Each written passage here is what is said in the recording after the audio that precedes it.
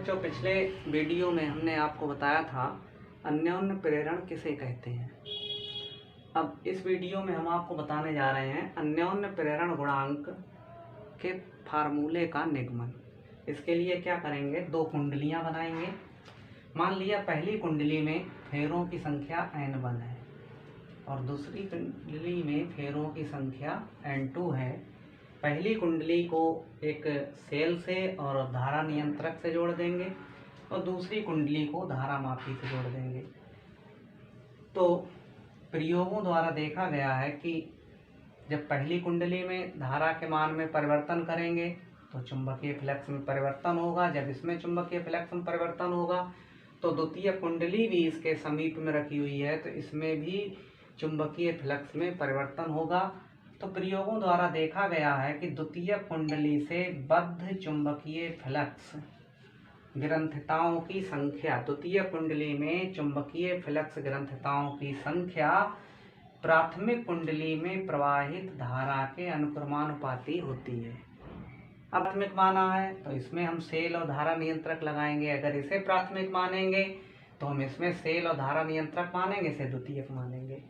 ठीक है, तो इसमें N2 Φ2 क्योंकि द्वितीय कुंडली से बद्ध चुंबकीय फ्लक्स ग्रंथिताओं की संख्या में परिवर्तन होता है तो चुंबकीय फ्लक्स ग्रंथिताओं की संख्या प्राथमिक कुंडली में प्रवाहित धारा के अनुक्रमानुपाती होती है। और ये अनुक्रमानुपाती का साइन हटा देंगे तो यहाँ पर एक हमारा नियतांक आ जाएगा। यहाँ पर नियतांक हमारा m होता है। m बराबर मान निकालेंगे तो N2 Φ2 अपान I1 हो जाएगा।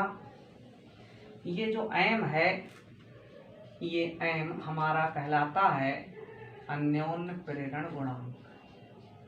अन्योन्य प्रेरण गुणांक। अब यहाँ से यदि I1 बराबर 1 एम्पियर रख देंगे तो m बराबर आ जाएगा N2 Φ2। यहाँ से अन्योन्य प्रेरण गुणांक की परिभाषा बन जाएगी। और क्या परिभाषा बनेगी उसे ध्यान से सुनेंगे कि दो कुंडलियों के बीच अन्योन्य प्रेरण गुणांक द्वितीय कुंडली में चुंबकीय फ्लक्स ग्रंथिताओं की संख्या के बराबर होता है, जबकि प्राथमिक कुंडली में 1 एम्पियर की धारा प्रवाहित हो रही हो। फिर से एक बार रिपीट कर रहे हैं, दो कुंडलियों के बीच अन्योन्य प्रेरण गुणांक द्वितीय कुंडली में चुंबकीय फ्लक्स ग्रंथिताओं की संख्या के बराबर होता है, जबकि प्राथमिक कुंडली में 1 एम्पियर की धारा प्रवाहित हो रही हो। हाँ, तो इसकी परिभाषा बच्चों क्या होगी कि दो कुंडलियों के बीच अन्योन्य प्रेरण गुणांक द्वितीय कुंडली में फ्लक्स ग्रंथिताओं की संख्या के बराबर होता है, जबकि प्राथमिक कुंडली में 1 एम्पियर की धारा प्रवाहित हो रही हो। देखो बच्चों, जब चुंबकीय फ्लक्स में परिवर्तन होगा तो फिर प्रेरित विद्युत वाहक बल भी उत्पन्न होगा।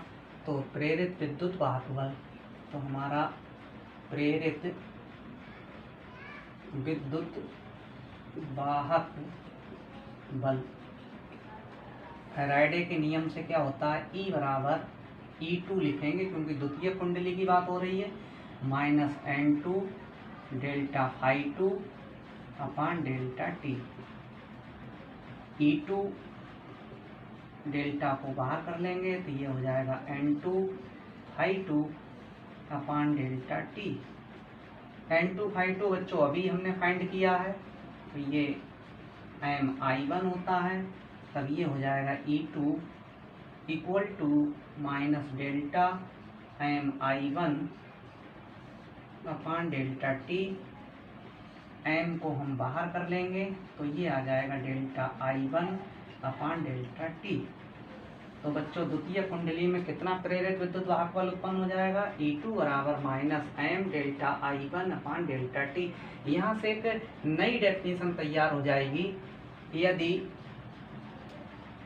Delta I1 upon delta T equal to 1 ampere प्रति सेकंड तो M बराबर आ जाएगा माइनस का E2, लेकिन इसे माइनस साइन छोड़ देंगे तो हमें ये लिखना पड़ेगा संख्यात्मक रूप में। संख्यात्मक लिख देंगे तो माइनस का साइन छोड़ देते हैं। तब यहाँ से अन्योन्य प्रेरण गुणांक की एक और परिभाषा बनकर तैयार हो जाएगी। वो क्या होगी कि दो कुंडलियों के बीच अन्योन्य प्रेरण गुणांक संख्यात्मक रूप से द्वितीय कुंडली के प्रेरित विद्युत वाहक बल के बराबर होता है, जबकि प्राथमिक कुंडली में धारा परिवर्तन की दर 1 एम्पीयर प्रति सेकंड हो।